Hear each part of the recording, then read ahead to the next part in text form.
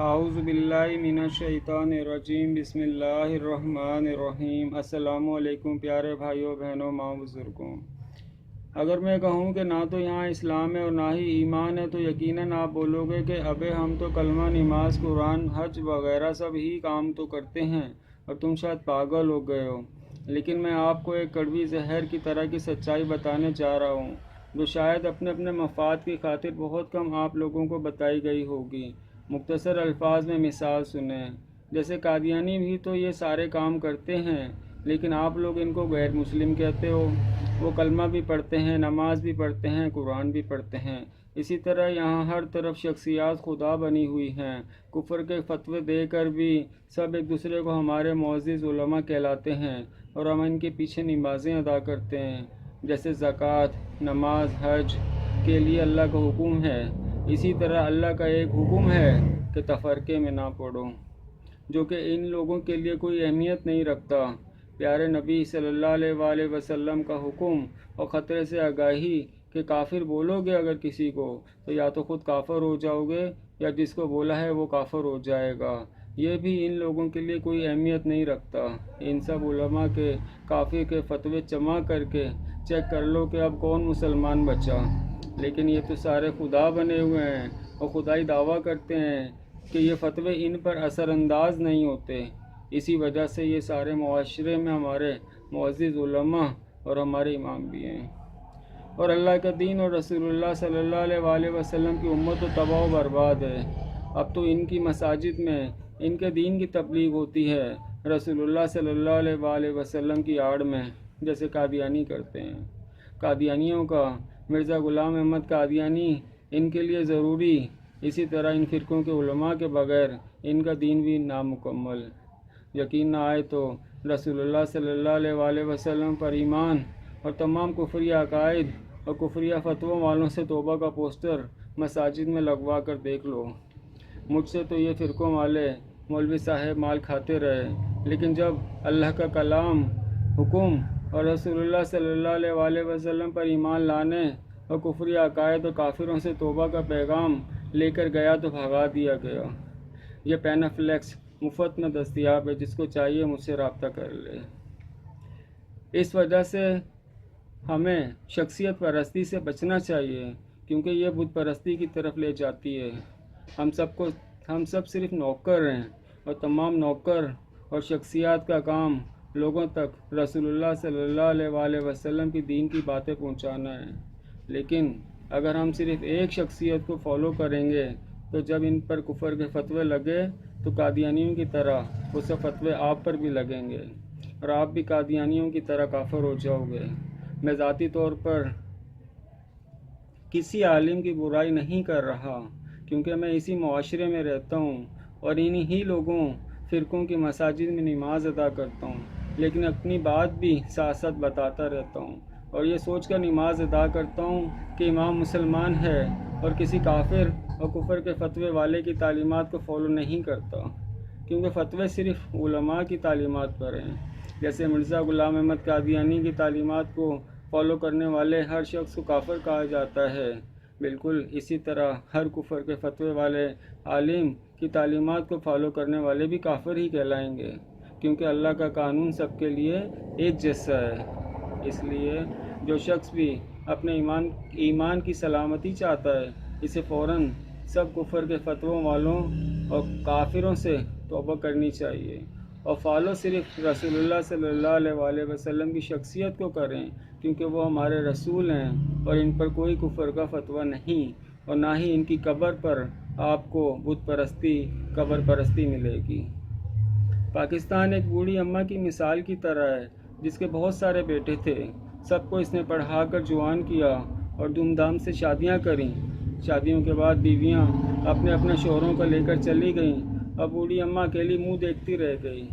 یہی حال پاکستان کا ہے کہ مسلمان اور اسلام کے نام پر بنا، پھر مولویوں نے اپنے مدرسے بنائے، پھر سب فرقوں نے ایک دوسرے کو کافر کے فتوے دے دیے اور رسول اللہ صلی اللہ علیہ وآلہ وسلم کے فرمان کے تحت سب اپنے ہی فتووں کی زد میں آ کر کافر ہو گئے، اور پاکستان بوڑھی اماں کی طرح منہ ہی دیکھتا رہ گیا کہ یہ کیا ہو گیا۔ پاکستان اور دنیا کی حالت دیکھو، ہمارے بنائے ہوئے خدا ہمیں نہ پانی، نہ کھانا، نہ سستی بجلی، نہ علاج اور نہ جانے کیا کیا سہولیات نہیں دیتے، بلکہ ہمارے ناموں سے اپنے محل، کوٹھیاں، بنگلے، کروڑوں کی گاڑیاں بنا کر آخر میں ہمیں اپنے پیچھے سجدہ کرنے پر بھی مجبور کر دیتے ہیں، کیونکہ ہمارے پاس کوئی اور آپشنز ہیں ہی نہیں۔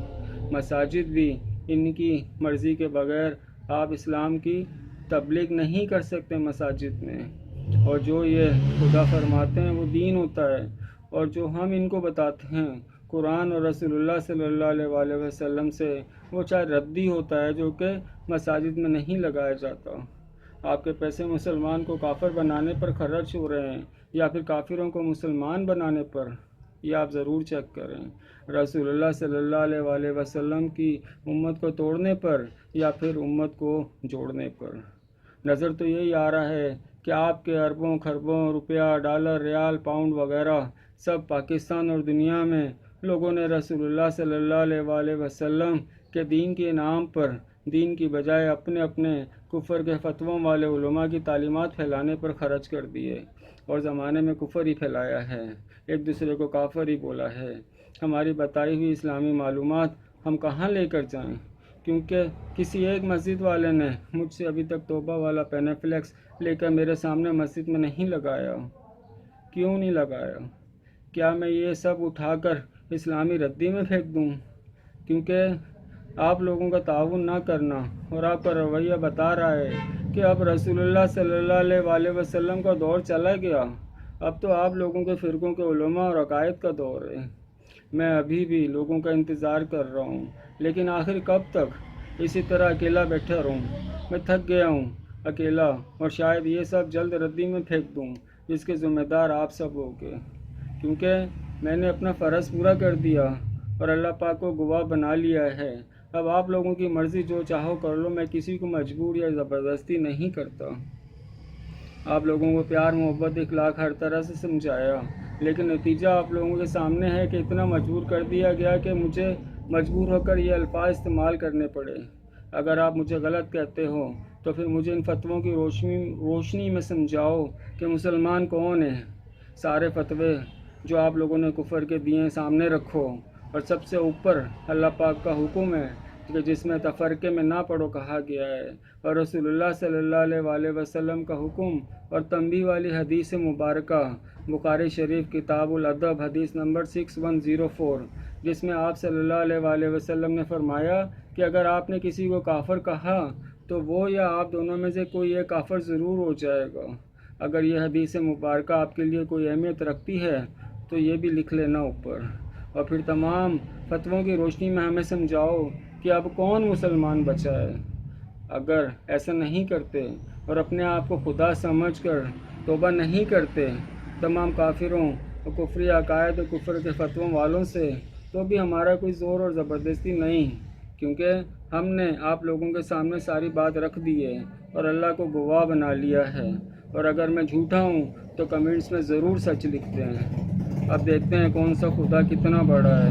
ہم تو بس چپ ہی ہو گئے ہیں، کیونکہ کوئی مدد ہی نہیں کر رہا۔ پینے کے صاف پانی تک کو ترسا دیا گیا ہے، باقی سہولیات تو دور کی بات ہے۔ زندگی اتنی دشوار کر دی گئی ہے کہ انسان خود ہی مر جائے، اور حکمران سکون سے فرماتے رہیں کہ ہم نے تو بہت خدمت کی، لیکن یہ تو خود ہی مر گئے۔ توبہ والا پینافلیکس فری مسجد کے لیے دستیاب ہے۔ 030022474464 یہ میرا واٹس ایپ کا نمبر ہے۔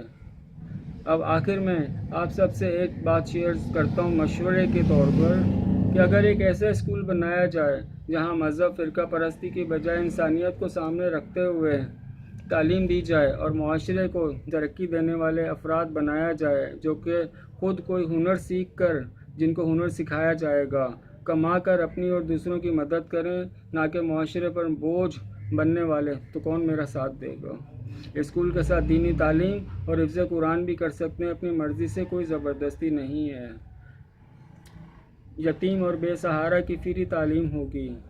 نارمل عوام 1000 روپے مہینہ، جن والدین کی آمدنی کم ہے وہ اس میں بھی گنجائش ڈسکاؤنٹ حاصل کر سکتے ہیں۔ امیر لوگ اپنی مرضی سے جتنی زیادہ سے زیادہ مدد کرنا چاہیں کر سکتے ہیں۔ حزب توفیق اپنے حیثیت کے حساب سے۔ ڈونیشن دینے والے افراد کا نام ان کی اجازت سے عوام کو بتایا جائے گا۔ تعلیم کا معیار ان سب یتیم، بے سہارا اور غریب، امیر بچوں کے لیے سب کے لیے ایک جیسا ہوگا۔ میرا اس پروجیکٹ کے فنڈ سے کوئی تعلق نہیں ہوگا۔ اللہ تعالیٰ میرے خرچے میرے کاروبار سے پورے فرمائیں۔ پھر بھی اگر اسکول کو ضرورت پڑی تو جو آمدنی اس کام کی دوسرے لوگ لیتے ہیں وہی لوں گا انشاءاللہ، آمین۔ جو افراد مفت وقت دینا چاہیں یا کسی بھی دوسری صورت میں مدد کرنا چاہیں رابطہ فرما لیجیے۔ والنٹیئر افراد کو خصوصی کارڈ لگانے کے لیے دیا جائے گا تاکہ لوگ ان کی شناخت کر کے ان کا خاص خیال رکھیں۔ جہاں بھی جگہ میسر ہوگی اسکول بنایا جائے گا انشاءاللہ۔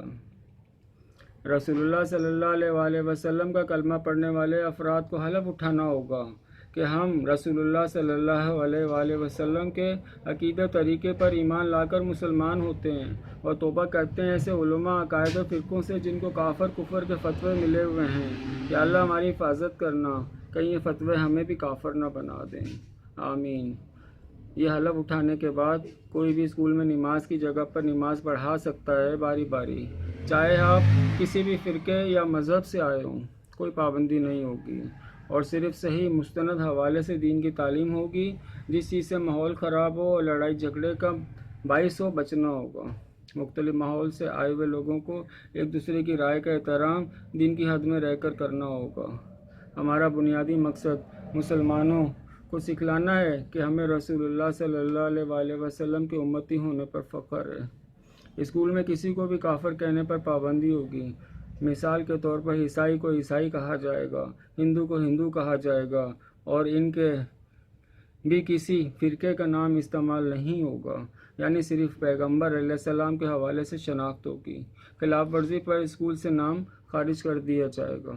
اللہ پاک بہتر جانتے ہیں کون لوگوں کے سامنے مسلمان ہے اور تنہائی میں یا حقیقت میں کافر ہے۔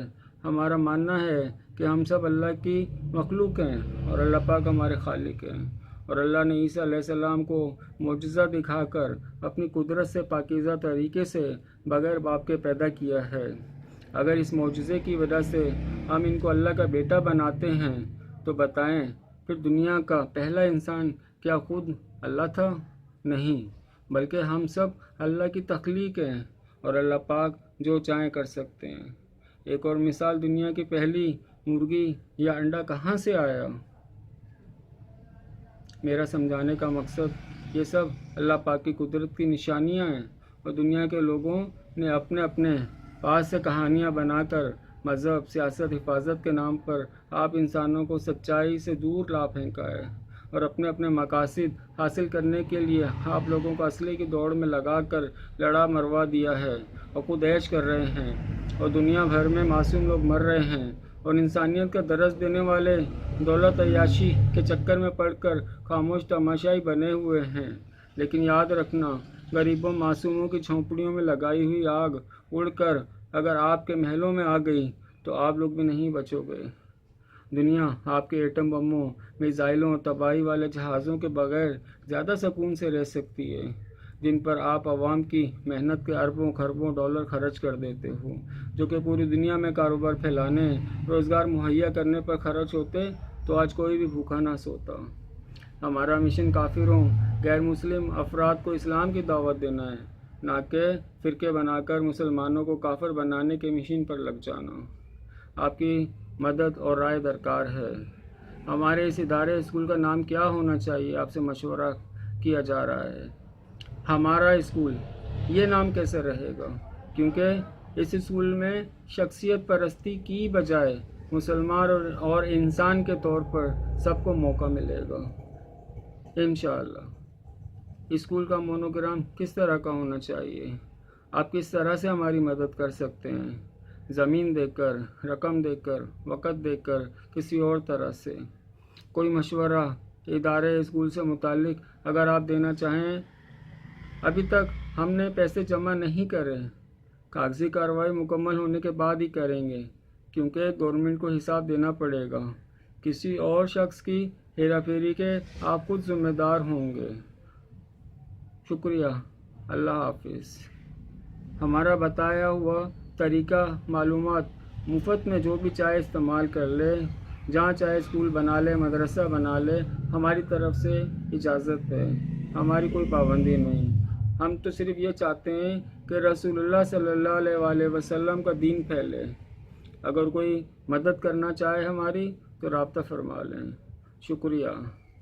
ہمارا رابطہ نمبر ہے 0300224746 اور فیس بک کا ہمارا پیج ہے facebook.com/fatwelinks FATWELINKS۔